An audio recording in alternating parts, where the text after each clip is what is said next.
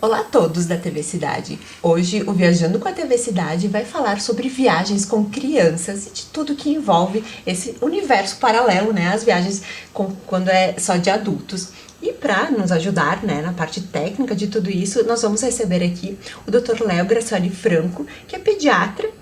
Muito obrigada, Léo, por ter aceito o convite, doutor Léo, de estar aqui conosco hoje. Eu que agradeço o convite, Aline. É um prazer estar aqui com vocês para poder esclarecer algumas coisas sobre viagens com crianças. Então, doutor Léo, né, gostaria que falasse um pouquinho da tua formação, da tua vinda aqui a Farroupilha, da tua história. Então, eu me formei em Santa Catarina, né? Depois fiz a minha residência em pediatria na Universidade Católica de Pelotas e depois fiz minha subespecialidade no Hospital de Clínicas em Porto Alegre, né? Onde me formei gastroenterologista e hepatologista pediátrico. Nesse momento da minha formação, nos últimos 2 anos, eu comecei a trabalhar em Farroupilha, né? No Hospital São Carlos, e eu me identifiquei muito com a cidade. E escolhi Farroupilha como minha cidade para morar. Né? Então, desde que eu vim para cá no início do ano, né, a gente colocou a clínica aqui na cidade e eu me identifico muito. Então, estou bem feliz de estar morando em Farroupilha. Que é uma super novidade, né? A clínica aqui, já a gente vai falar de todos os detalhes, né? Então, né, doutor Léo, criança e viagens, né? Tem uma idade que possa ser aconselhado a começar a viajar? É dias, é meses, são anos de carro, de avião? Quando que pode ser esse start para o mundo, né? Então a gente vive 2 momentos, né? Aquele que é o pré-pandemia e agora durante a pandemia, que a gente ainda não pode chamar de pós, né? A gente sempre recomenda, por exemplo, viagens de avião, pelo menos 7 a 10 dias de vida, né? Dependendo das companhias aéreas, elas têm algumas particularidades, né? Então, sempre com as orientações, né? Do bebê conforto, do local apropriado para a viagem, né? Desde que tenha os cuidados devidos. Porém, agora na pandemia a gente tenta orientar um pouco diferente os pais, né, para segurar um pouquinho mais em casa, né, devido à alta transmissibilidade do vírus. Então a gente orienta pelo menos 30 dias, né, pelo menos 28 primeiros dias, que é onde o bebê ainda ele é tido como recém-nascido. Maior risco de infecções, de complicações, né, então agora durante a pandemia a gente tem orientado a segurar um pouquinho mais as viagens. Entendi, em condições normais, né? 7 dias a 10 dias e agora na pandemia 28 dias. Mas isso também numa extrema necessidade, né? Exatamente. Porque, enfim, né? E de carro, tem? Não, de carro desde que tenha os devidos cuidados, né? Assim, como o bebê não tem ainda uma sustentação cefálica, né? O pescocinho não tolera ainda todo o peso da cabeça do bebê, a gente tende, com o balanço do carro, tudo mais, também orientar isso, né? De segurar um pouquinho mais para viajar. Mas nos casos de extrema necessidades ou viagens curtas, não tem problema nenhum, né? Desde que seja colocado o bebê conforto, na posição correta, né? Com a orientação também do pediatra, né? E todo o cuidado, por exemplo, a mãe sentar no banco de trás junto com a criança para ficar controlando, cuidando, né? E essa questão da mãe sentar ao lado, né, da criança no banco de trás, até que idade isso é indicado? Na verdade, enquanto o bebê não tiver uma sustentação adequada, né? Então até mais ou menos 3 a 6 meses de vida é orientado para quando a criança dorme, posicionamento da cabecinha, né? Que não tem tanta sustentação, como eu falei, e para a mãe conseguir observar a questão de respiração, se tem vômito, né, as crianças podem ficar nauseadas durante a viagem, assim como os adultos. E sempre, né, enquanto o paciente a criança estiver em aleitamento materno exclusivo, também fazer as paradas, né, não ficar mais do que 3 horas em viagem, parar para conseguir fazer a amamentação adequadamente. Mesmo que a criança estiver dormindo, então é melhor acordar. Sim, retirar. Sempre parado, porque a retirada do bebê conforto, por exemplo, durante o movimento pode causar risco, né? Porque naquele momento a criança não vai estar protegida caso ocorra algum acidente. Então também seria uma orientação importante nunca viajar sozinho com a criança, sempre ter Isso, no bebê pequenininho, né? sempre a orientação é viajar em mais de uma pessoa, né? A mãe e mais uma outra pessoa. E no avião, né? Então, depois desses 28 dias, enfim, colo, levar o bebê conforto, qual seria uma indicação melhor? O ideal seria que as companhias aéreas fornecessem o bebê conforto, né? Não são todas que oferecem. Então, geralmente os pais têm que levar. E o ideal é sempre no bebê conforto. Até tem orientação, né, depois de ter subido o avião, né, a orientação de colocar a criança em amamentação para tirar a pressão dos ouvidinhos que a gente fala, né? Então, que pode causar choro, um pouco mais de dor, né? Nós como adultos, a gente já consegue fazer isso, mas o bebê às vezes pode sentir um pouco mais desconfortável. Mas o ideal sempre é no bebê conforto com o cinto. Porque tem toda uma questão na viagem aérea que até os 2 anos a criança ela não paga a passagem, mas também ela não pode ocupar um assento, né? Então, se também for usar o bebê conforto, se a companhia disponibilizar, normalmente vai ter que comprar uma passagem, muitas vezes também vai encarecer. É uma questão contraditória, né? Porque se tu não cobra a passagem, mas também tu não permite que use um banco, né? Então, mas o adequado é, sim, usar um banco somente pro bebê. E não viajar com ele no colo. E essa questão é muito... Olha só, quem tem filhos que vê a importância e vê a gravidade, enfim, não sei se é gravidade o termo, mas enfim, como acontece nessa questão do ouvido, né? Que muitas vezes os filhos, né, minha filha ou outras crianças pelo avião, você escuta, é um choro assim desesperador, assim, né? Isso, por isso que a gente sempre orienta, né? Tanto que algumas pessoas usam chiclete, né? Ou comem alguma coisa para permitir essa desobstrução, né? Tirar essa pressão dos ouvidos, né? E a criança a gente faz isso com o seio materno. E se ainda não ou já não mama no leite materno, que tem alguma outra alternativa, assim, chupeta, alguma coisa assim? Uma chupeta, né, um bico, alguma coisa assim, não tem problema nenhum. Já ajuda. E a questão então, uma viagem de férias, né? Normalmente é depois de alguns meses ou anos de vida. É interessante ou é indicado que essa criança vá até o pediatra para uma consulta prévia em todas as viagens, em quais viagens, como que funcionaria isso na prática, ou seria indicado, né? Sim, sempre que a gente vai tirar a criança da rotina, é interessante as mães mais irem procurar um atendimento para tirar essas dúvidas, né, e obviamente ter algumas orientações. Quando a gente sai de uma rotina da nossa cidade ou dos avós, das pessoas mais próximas, né, que a criança já está acostumada com aquele tipo de alimento, já está acostumada com aquela rotina de sono, né, então uma viagem mais longa, com alimentos diferentes, né, uma culinária que não tem os mesmos temperos, não são às vezes as mesmas comidas, né, então o fuso horário às vezes também não é o mesmo, então tudo isso é importante fazer uma programação para que a criança se sinta o mais confortável possível, né, para que tanto ela quanto a família consigam aproveitar a viagem, né? Porque isso também eu levo como regra, né? Que tem que ser bom para todo mundo, tem que ser bom inclusive para eles, né? Porque a gente não pode submeter eles a algum risco ou algum desconforto por um capricho nosso, né? Exatamente. Então, até a questão, né, de medicações, né? Às vezes você vai para um país que não tem as mesmas medicações. As mais comuns sempre tem, né? Mas as orientações de dosagens, né? O que pode dar em cada situação, o que não pode dar.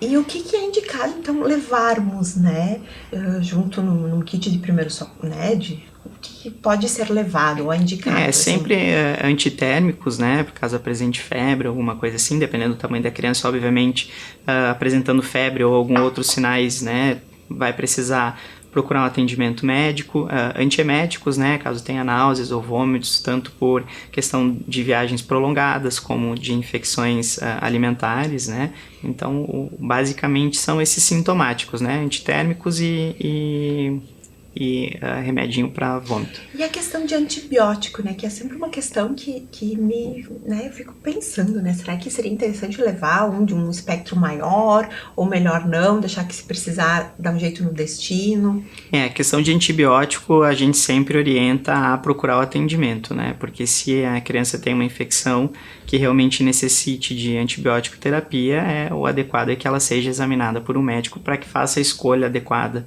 A gente sabe que muitas pessoas fazem isso, né, de levar o antibiótico, aquela caixa cheia de medicamentos para usar conforme achar necessário, mas na questão específica do antibiótico, o ideal é que o médico então, melhor seja não consultado. Levar e se precisar no destino, então, que procurar atendimento médico, atendimento. Exatamente. E a questão dos antieméticos, né, porque é muito comum, né, na infância, né, eu tive esse problema, minha filha também, principalmente em viagens de carro, né, ou quem viaja de ônibus, a questão do vômito, né, então é interessante já medicá-los antes, como é que poderia ser feito isso é individualizado, né? Por exemplo, se você tem um filho que já tem o costume de entrar no carro e já vomitar, a gente recomenda sempre a já fazer antes, né? Para que a criança não fique mal para poder usar a medicação.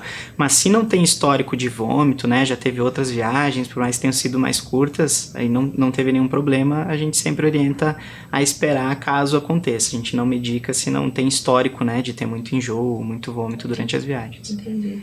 E também é importante, né, frisar que o remédio, o medicamento, ele tem que ser usado pro devido fim, né? Se ele é um antiemético, é para não vomitar, né? Exatamente. Que, enfim, eu já ouvi de muitos pais que acabam, não, vou dar um Dramin para dormir, né? Mas... o ideal é que a criança durma pelo cansaço do passeio mesmo, né? Então, geralmente é o que acontece, ela sai da rotina, né?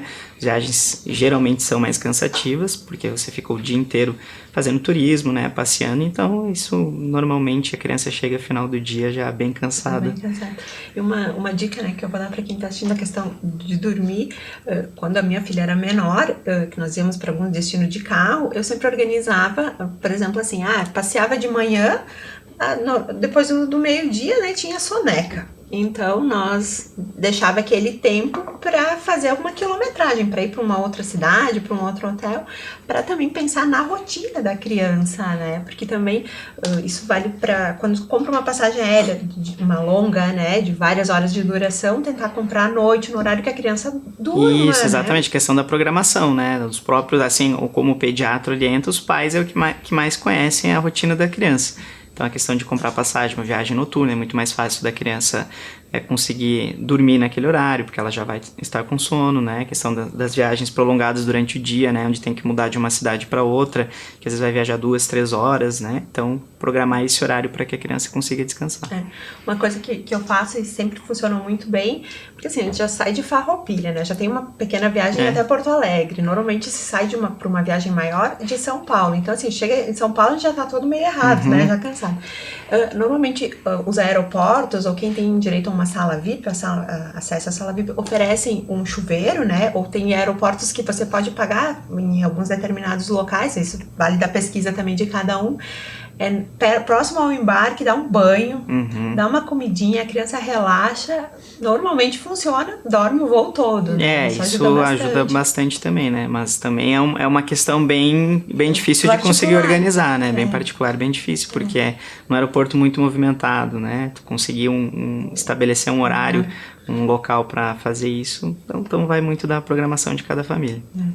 E a alimentação em viagens, né, que até que tá só com leite materno é ótimo, né, e depois, né, nos oriente.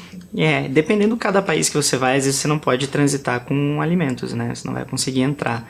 Então, tudo isso também, quando você for fazer o itinerário, né, o roteiro, avaliar o que pode e o que não pode levar para cada país.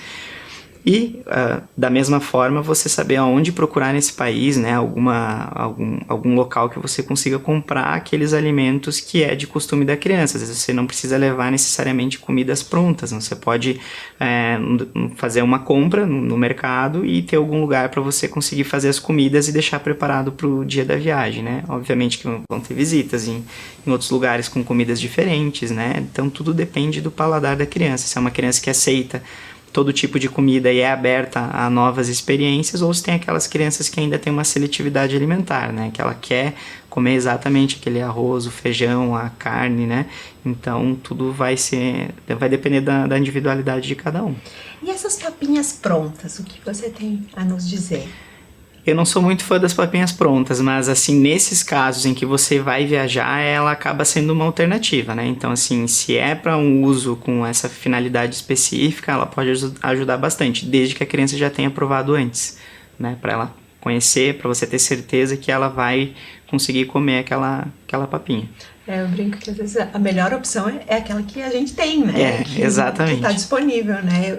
A minha filha fez uso dessas papinhas, não de rotina, em situações bem específicas, assim, era ótimo, assim, porque estava ali, tinha certeza de que não iria causar nenhum dano, não, alimento contaminado, nada, que quebrava um galho, né? Mas outra coisa também que eu sempre utilizei, né, que você acabou de falar, é em algum momento da viagem conseguir cozinhar, né? E às vezes tem hotéis que às vezes eu comprava assim, eu comprava uma carne moída, um legume e eu pedia, olha, eu na cozinha do hotel eu perguntava, olha, por favor, vocês podem cozinhar pra mim? E eles cozinhavam, assim, tudo vai da forma como às vezes você pergunta e você apresenta aquela situação que sim, se realmente é necessário, né? Sua filha agora já tá mais acostumada a viajar, ela já tá maior, provavelmente ela aceita mais coisas, né? Porque ela já tá acostumada a ir pra lugares diferentes, então é diferente de uma criança que nunca viajou. Então ela entende e ela vê os pais comendo outros alimentos e ela consegue aceitar de uma forma melhor, né? E isso, olha só, né? A minha filha tinha uma certa dificuldade com peixe, né? Ela não comia muito peixe aqui na nossa rotina, até porque a gente não tem, infelizmente, o hábito de comer muitos peixes. E agora, numa viagem, ela comeu, ela nem sabia direito o que ela estava comendo e ela gostou. E, enfim, foi uma forma de introduzir o peixe na alimentação. Isso que é um ponto positivo das viagens, né? Conhecer outras culturas, outros alimentos, diferentes, né? Que, enfim, né? Que às vezes aqui a gente não tem muito hábito de comer. E a questão das vacinas, né? Apesar de toda a importância, né? Do calendário, em viagens, tem alguma que seria mais indicada de fazer alguma a mais? Como é que é a questão? Tudo questão individualizada de cada país, né? Então, assim, até pela extensão do nosso país, né? A gente sabe que viagens para áreas endêmicas, né? Como o norte, floresta amazônica, a gente tem que estar com as vacinas em dia, principalmente febre amarela, né? Então são questões mais de detalhes. Nunca viajar para um outro país sem ter a vacinação da poliomielite, né? Que a gente já teve casos de crianças da última vez, né? Da poliomielite, do vírus vir para o Brasil, né? Porque o Brasil é um país livre do vírus, né? Então a gente tem que cuidar com isso, saber para que país está indo e qual que é a doença, né? Qual que é o vírus ou a bactéria, enfim, que pode causar alguma doença nesses países. Então a vacinação se baseia nisso, de você individualizar para cada país e avaliar também junto com o pediatra, né? Ou mesmo num posto de saúde, de vacinação, para ver o que precisa ser feito para cada viagem. Basicamente a vacina da febre amarela, né? E criança, muito cuidado também com o país em relação à poliomielite. Entendi. E a questão da importância de um seguro saúde, né, e de um plano, enfim, que tem alguma cobertura, né, em caso, a gente nunca quer que aconteça, né, mas você sempre tem que contar com essa possibilidade, né? Sim, aqui a gente está acostumado a ter uma saúde pública, por mais que a gente geralmente critique, né, mas a gente tem acesso à saúde muito fácil. Nos outros países não é bem assim, você pode estar num país que não fala a mesma língua, né, um país que tem outros tipos de doenças, né, como alguns tipos de gastroenterites, né, em relação à alimentação. Então é importante ter o plano de saúde, o seguro, né, independente de qual lugar você for, porque o melhor é você pagar e não ter que usar do que ficar, né, refém de procurar um serviço, um atendimento de saúde que você está num país que você não conhece, né. E às vezes, assim, normalmente o custo de um seguro-saúde, ele é muito baixo, comparado principalmente com o custo total de uma viagem, e a segurança que isso te dá não tem preço, né? Sim, exatamente. Nenhuma mãe, nenhum pai quer ver o seu filho com algum problema e não conseguir resolver, né, da melhor forma possível. E tem países que simplesmente, como você estava falando, né, que simplesmente não tem saúde pública, né? Então aí, às vezes, o gasto, ele pode vir, né, não precisa ser nada muito grave, né? Eu até acho que já citei aqui um exemplo, uma vez a gente estava nos Estados Unidos e um entorse no pé do meu esposo, tipo um raio-x, uma analgesia e uma imobilização simples, foram $900, $906, né? Claro, o seguro acabou cobrindo, mas assim, poxa, isso já... Sim, tu pode comprometer o resto da viagem, né? Por causa de uma situação dessa. E a questão também do entretenimento, né, nas viagens, né, a questão das telas, né, que é algo que aflige todos os pais, né, dar, não dar, quanto que é indicado, quanto tempo. Isso a gente já começa no pré-viagem, né, que é o que a gente recomenda, no máximo 2 horas de telas por dia, independente de ser celular, computador, não é 2 horas de cada um. é 2 horas o tempo total. Isso é preconizado pela Sociedade Brasileira de Pediatria. Então, na verdade, na viagem, a criança ela vai reproduzir aquilo que ela já tem em casa, né? Então, se ela é uma criança que não tem um uso excessivo de telas, provavelmente na viagem ela vai conseguir aproveitar mais. Agora, se é uma criança que em todo horário livre, né, enquanto ela está em casa, está comendo, né, ela está sempre ou vendo televisão, ou mexendo no tablet, jogando no computador, provavelmente durante a viagem ela vai querer fazer o mesmo, né? Então, saber conversar com a criança para combinar os horários, né? Quando a gente chegar em casa, no hotel, você vai tomar o banho, né? A gente vai comer. Quando chegar em casa, tu vai ter uma horinha para olhar, ou para olhar um desenho, olhar um vídeo, ou jogar um joguinho e pré-determinar isso antes da viagem, né? Criar na cabecinha dela uma rotina de que que a viagem está sendo feita para a família aproveitar, né? Que muitas vezes na correria do dia a dia você não consegue juntar toda a família num momento, né? E na viagem isso acontece. Então, o importante é combinar com ela antes. Explicar para ela isso. E a partir de que idade? Isso não falo nem tanto em viagens, né? Mas no dia a dia é aconselhável, não é indicado já expor a criança às telas? Porque a tecnologia também está aí, né? Sim, a gente não consegue segurar. Na verdade, a criança ela vai fazer aquilo que mostram para ela, né? Então, hoje em dia, uma criança junto com os pais, com a família em casa, ela tá vendo todo mundo mexendo no celular. Então, o ideal é que até 2 anos não seja exposta a nenhum tipo de tela, tá? Quanto mais demorar isso, melhor. A partir dos 2 anos, começar, né? Como a gente não consegue segurar, fazer uma exposição de uma forma adequada, que seja com tempo determinado. Você vai ter esse período para poder usar, porque uma criança de 2 anos ela não tem necessidade de estar à frente de uma tela, né? Então assim, ela quer ver um desenho, não tem problema, ela vai ter horário de ver o desenho dela e tentar ao máximo segurar outros eletrônicos, né? Não iniciar muito cedo com jogos, né? Não permitir que ela fique no celular vendo vídeo o tempo inteiro, né? Antes, ou até a própria questão da higiene do sono, né? Não permitir que a criança veja filmes, desenhos ou jogue joguinhos antes de dormir, né? Porque isso atrapalha no sono também. E a questão do conteúdo, né? Já falaste dos jogos, né? Então, o quanto é importante, além de supervisionar o tempo, supervisionarmos também o conteúdo que eles estão consumindo, né? Sim, isso é importante, porque a criança ela pode mudar o seu comportamento de acordo com aquilo que ela está exposta. Né? Então, assim como os pais falam, elas aprendem vendo os pais falarem, elas também aprendem vendo aquilo que ela está consumindo, que ela está recebendo, né? Então, a vigilância dos pais é sempre muito importante. Saber exatamente o que ela está começando a ver e quando terminar, ter a certeza de que o próximo conteúdo que talvez ela vá consumir seja adequado para a idade dela também. E hoje também se tem ferramentas de bloqueio de conteúdo também, né? Então, utilizar dessas ferramentas também para limitar a idade, né? Que é adequado para aquela idade.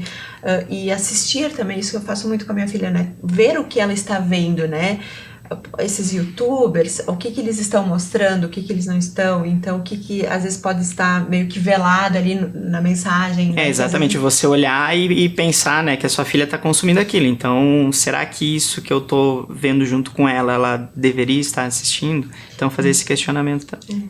E a questão, né, que eu acho que para mim é a mais importante, né, o que fica de tudo isso nessa cabecinha tão pequena deles, né, as lembranças, as memórias, os laços, né, como funciona, será, para eles?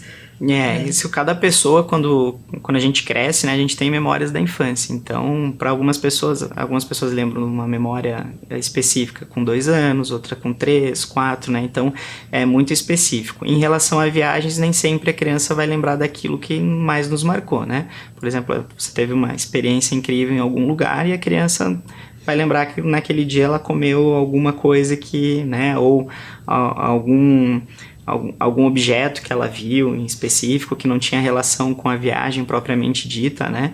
Mas então são memórias que a gente não tem como determinar se a criança vai lembrar daquilo ou não. Mas o mais importante é ela ter a memória da família, né? Não só da viagem, dos lugares que ela conheceu, mas entender o porquê que foi feita aquela viagem, né? Que aquilo foi uma coisa programada para unir a família e conseguir aproveitar de uma forma adequada. Porque, enfim, respeito todas as formas de viajar, todas as estruturas familiares, mas eu sempre a levei, assim, nunca viajei sem ela. Conheço muitas famílias que deixam as crianças nos casos, e eles ficam muito bem, quem sofre mais às vezes são os pais que estão longe, né?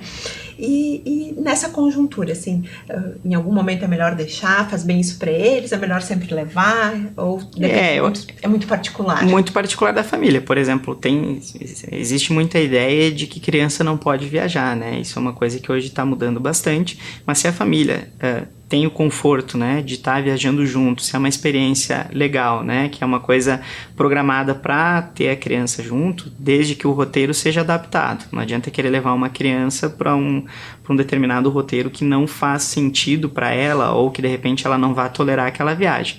Desde que seja adaptado, sempre que possível, levar também a criança para ter essa experiência. Muito bom, né? E Bambino Clínica Integrada, né? Queria falar dessa novidade que está... Falei certo, Bambino? Isso, exatamente. Essa novidade, né, que está chegando aqui em Farroupilha, que falaste dos profissionais, de onde ela está localizada. Isso, então eu e meu sócio, Dr. Newton, a gente teve essa ideia porque a gente vê o aumento da necessidade de abraçar o paciente como um todo, né? Hoje em dia ninguém resolve o problema de ninguém sozinho, então não é só o médico às vezes que tem que resolver o problema, né? Ou uma determinada doença que precisa de acompanhamento. Então, baseado nisso, a gente criou a Bambino, né? Que tem um suporte de todas as equipes, é um suporte multidisciplinar. Então, uma criança com problema, né, com alteração, um erro alimentar, uma alteração de comportamento, a gente consegue trocar uma ideia e ter uma avaliação conjunta com psicóloga, com fonoaudióloga, com nutricionista, né, psiquiatra infantil. Então, a nossa ideia na Bambino foi exatamente isso, permitir que os pais, ao levarem o paciente para lá, eles consigam também ter acesso a outros profissionais especialistas em crianças, né? Que é o que hoje a gente vê que o desfecho dos tratamentos, eles são muito mais favoráveis quando você tem uma equipe multidisciplinar acompanhando. E hoje, que serviços vocês vão oferecer, de que profissionais? Então, nós temos a equipe de pediatras, né? Gastropediatra, que sou eu, a psiquiatra infantil, temos nutricionista, fonoaudióloga, psicóloga, temos também ginecologista, também, que a gente vai começar esse acompanhamento com obstetrícia também, né? Então já na pré-adolescência consegue-se ter esse acompanhamento. Então, e a gente tem também a ideia de trazer mais profissionais de outras áreas para completar a equipe. E quem necessitar ou dos serviços ou quiser ir lá conhecer, aonde que está localizada a clínica? Fica na Rua Ângelo Antonello 93, na sala 92, no edifício Dona Ruth, né, ali próximo do restaurante Caminho do Trem. E também nas redes sociais, né, bambinopediatriaintegrada.com.br, o nosso site, e Bambino Pediatria Integrada no Instagram. Então já convido a todos para seguir convidados nas redes sociais. Te agradeço pela presença aqui, por todas as informações. Eu que agradeço, sempre à disposição. Tá bom, muito obrigada. Obrigada a todos.